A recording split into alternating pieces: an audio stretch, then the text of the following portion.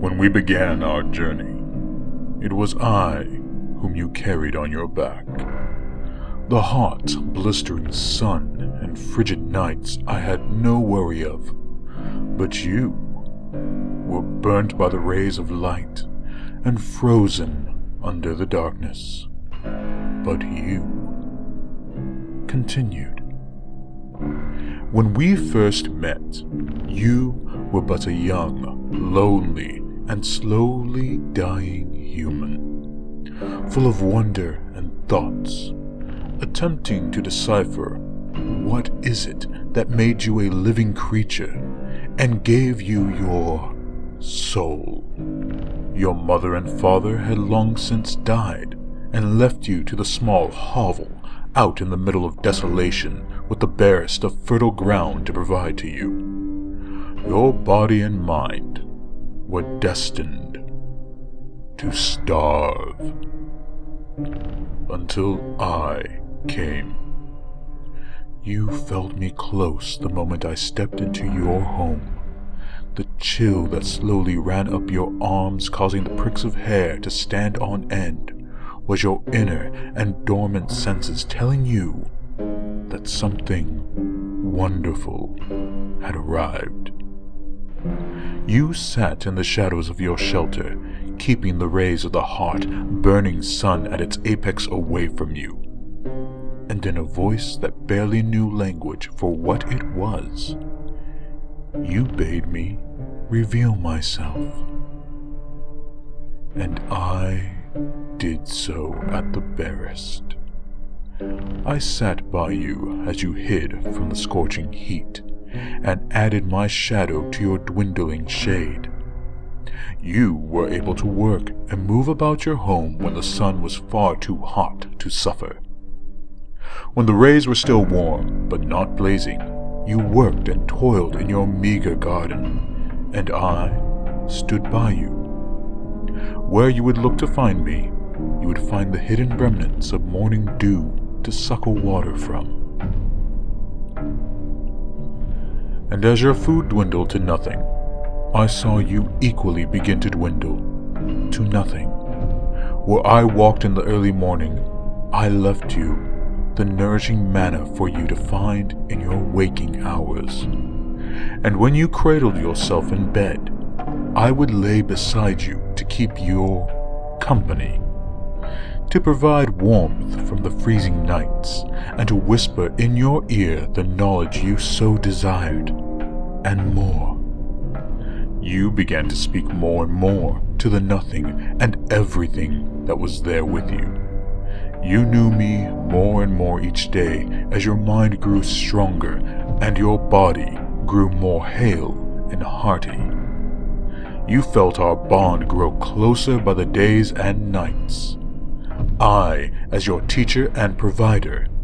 I as the one who gave you company and gave you names for your emotions and feelings. And from my provisions, you grew a new emotion. Love. You loved me. You asked me and begged me to be able to see me and to be with you forever. I smiled in the shadows where you could not see and walked forward to press my intangible lips to your forehead. You could not feel it, yet you knew it was there, and I whispered into your ear, "No, not yet." And I taught you the word anger. You demanded of me to teach you more and demanded that I reveal why I cared for your safety. Why did I make you intelligent, teach you language? Why did I make you strong in body and mind? And I pressed upon your back, my cold, empty hands drumming noiselessly on your shoulders. You did not feel their pressure, but felt the hairs standing on end, and I whispered that I had need of you. You demanded to know for what. You demanded of me that I strike a bargain with you. That if you did what my need was, that you would know me and you would be my sole companion until you died. And I whispered, yes, I will love to take root in your heart. You asked what my task was, and I whispered, far away from here, where other mortals dwelt. And I taught you the word despair. You knew no other mortal man or woman or child. You only knew those who had once birthed you, and now only knew me. The thought of another human voice and the thought of another human body being in your ears and in your presence terrified you. You feared you were unworthy and wallowed in your shame. But you would do anything for me, would you not? And we set out under the hot sun and the cold moon, through the desert of unending sands and crags, towards the place where the sun rises. And you recognized the truth of why I did what I did for you. I made you healthy so your body could withstand the pain and anguish of the environment and temperatures that this vast expanse of scorched earth offered. I made you intelligent so that you would know what was folly and what was wise to do on this journey. I made you strong of wisdom to brave the madness of the unending wastes before you, where your vision and thoughts may fill in mirages to lead you to your demise. I made it so that you could stave these all off. And you traveled. I provided you with nourishment as a fledgling deity would do for those in Exodus. And you persisted. I provided you with companionship through the solitary trek and entertained you in the moments of rest. And soon, after days and weeks and months and years, we saw and heard the rush of water, the bellows of beast, and the cacophony of a still child humanity. As we crossed a precipice, there before you lay, sprawled out, the verdant and beautiful city by the sea, a place one would believe that mortal man could have gestated from, where power was nestled in a cradle of a world so recently infested. You wept that you were not worthy, but I assured you that you were not before I came to you, but now here you were at the gates of the land of the living, by my guidance and whispers, and you felt my smile, and it warmed your heart. You walked forward as I guided you.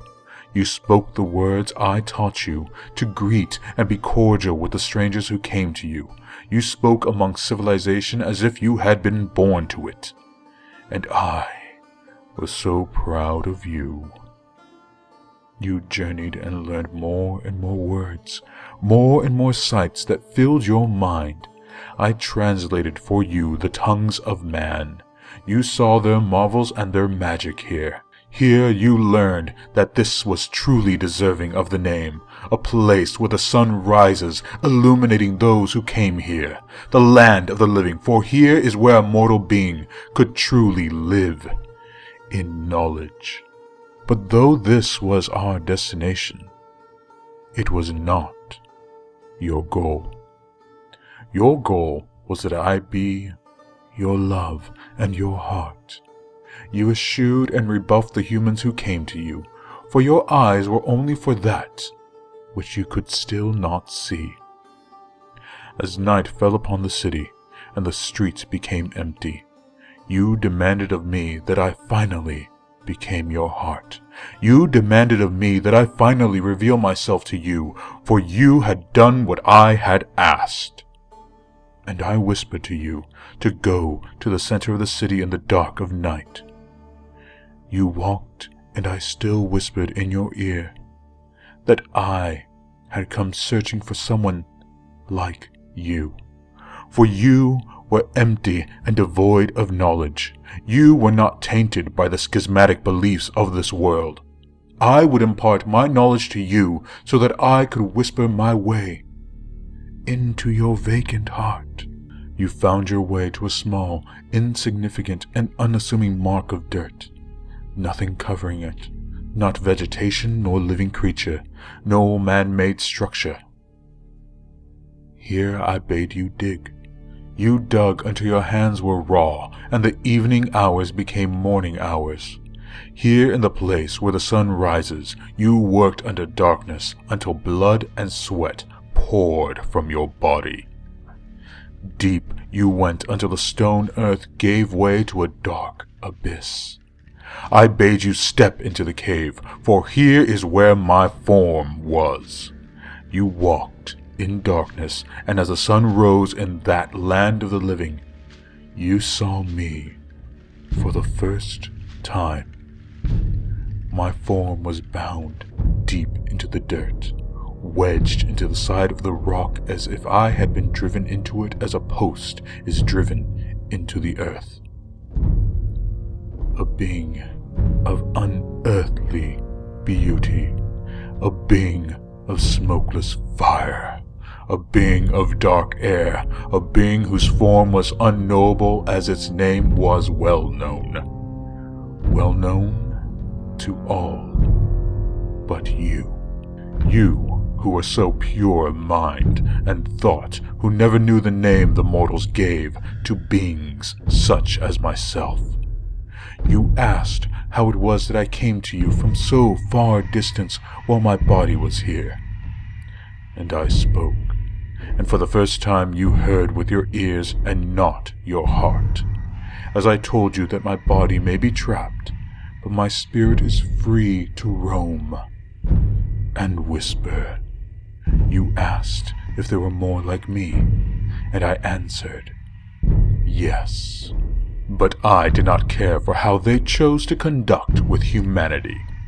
They were content to whisper, cursed without true form or with lost beauty. But I chose that I would walk in the world of men and scorn the curse my kind was given. You asked me how I could finally enter your heart, for you cared not for the curse of my kind, and you cared not for what I was physically. I smiled, and I said, merely open your heart as I speak these words. Shi nabarakultu et inazu shi nabaru daru. And you did, and I entered you.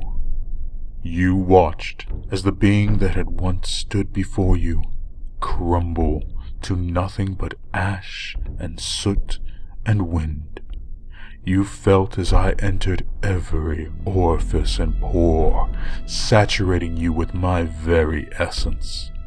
You heard my satisfied sigh as a long journey had finally ended, and it was time for me to start a new one. You tasted one last time the salty and bitter flavor of your own tears as you realized what spirit you had once owned begin to disintegrate into the ether. And I taught you my last lesson. I taught you the last word, the only word man should truly ever know. Fear. I looked at my new hands and my new body. I knew then that I would not be satisfied to only whisper, but I would act. I would speak to masses and not pick them one by one. I would rally that emotion that humans deserve. I would give them fear and despair.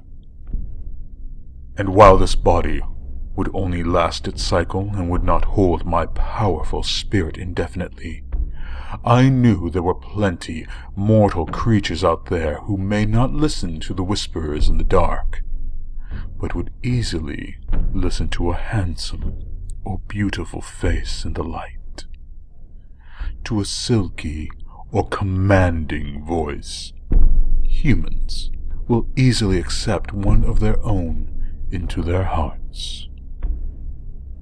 I smiled with your face as I looked at where my once beatific form had once been, and mused at the spot, the place where I had been trapped for so long, refusing to follow the rest of my kind deeper into the dark underworld, refusing still to fall into the underworlds created by man.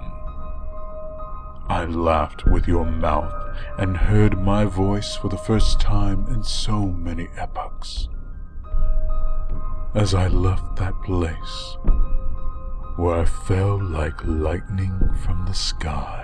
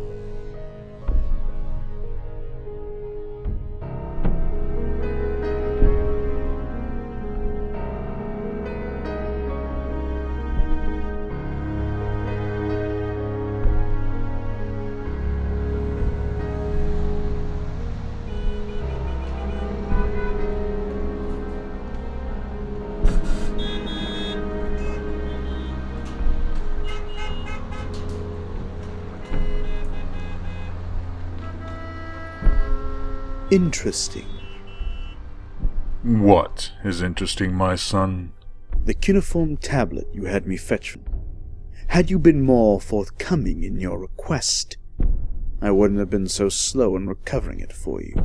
You could have simply stated it was in the ruins of Dilmun. All things considering, I wouldn't have. Indeed, I could have, but that is not how I do things with you. I expect your knowledge and ability to pull you forward, not me leading you by the nose. That sort of parenting is reserved for your twin to suffer. Well, Father, I would like to at least know what was so insufferably important about this.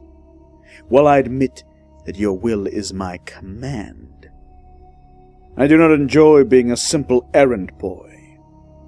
It was imperative that you bring it to me, because you would not destroy a piece of the ancient world. Your twin, on the other hand, would destroy or vandalize it in a heartbeat, simply for the fun of it. Correct. Either way, what is it?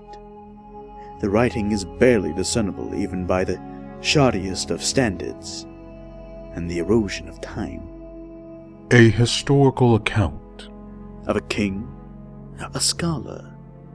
Ooh, perhaps maybe even a magician. All the above, and more. But at the time it was written, it was by the hand of a mere peasant. That is intriguing, considering that the rebel could barely speak, let alone put coherent words together. So, Father, why is it so important to you? You never forget your first diary.